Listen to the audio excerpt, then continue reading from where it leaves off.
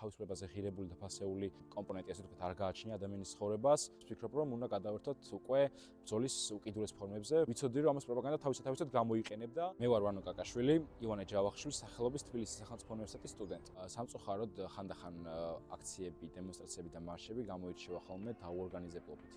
ვფიქრობ, რომ ამ ყველაფერს უნდა მივხვდეთ აუცილებლად, უნდა იყოს უფრო ეფექტური, რომ ყველასათვის იყოს ეს ყველაფერი ხელმისაწვდომი. რაც შეეხება ბრძოლის მექანიზმებს, ვფიქრობ, რომ უნდა გადავერთოთ უკვე ბრძოლის უკიდურეს ფორმებზე. ვფიქრობ, რომ საყოველთაო გაფიცვები, ვთქვათ, ღამის გათენებები თუნდაც პარლამენტის შენობის წინ გარკვეულ შედეგზე გაგვიყვანდა და დავიწყებ ახლა საუბარს იმ ლამაზი ღამიდან, რომელიც ჩვენ გავათენეთ 15 ნოემბერს თბილისის სახელმწიფო უნივერსიტეტის წინ.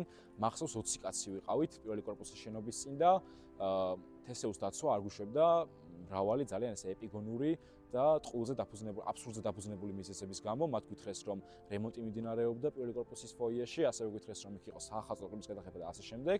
და როდესაც ჩვენ უკვე გავაშხერეთ საჯაროდ და თქვით, რომ თესეუს პირველ კორპუსში არ გვიშვებდნენ, მახსოვს, რომ ხალხის მთელი ზღვა წამოვიდა, ანუ პარლამენტთან იყო აქცია და ორგანიზებული, ხალხი იქ მისული იყო და როდესაც ნახეს ეს ამბავი, აბსოლუტურად ყველა იქ მყოფი წამოვიდა პირველი კორპუსის წინ. როდესაც ხალხი იქ ნახე ძალიან გამიხარდა, მაგრამ როდესაც უკვე პოლიტიკოსებიც შევნიშნე იქ, ვიცოდი, რომ ამას პროპაგანდა თავისთავად გამოიყენებდა. მიანები ვერ ხედავენ ალბათ იმას, თუ რამხელა საფრთხე ემუქრება როგორც ქართულ სახელმწიფოებრიობას, ისე ქართულ განათლებას ამ მხრივ, იმიტომ რომ ძალიან ბევრი სტუდენტს, რომელიც ასე ვთქვათ, სარგებლობს ერასმუსის პროგრამით, დატის უცხოეთში, ევროპის წამყვან სახელმწიფოებში იღებენ განათლებას და აქედან ჩამოდიან გამდიდრებულებით ცოდნით.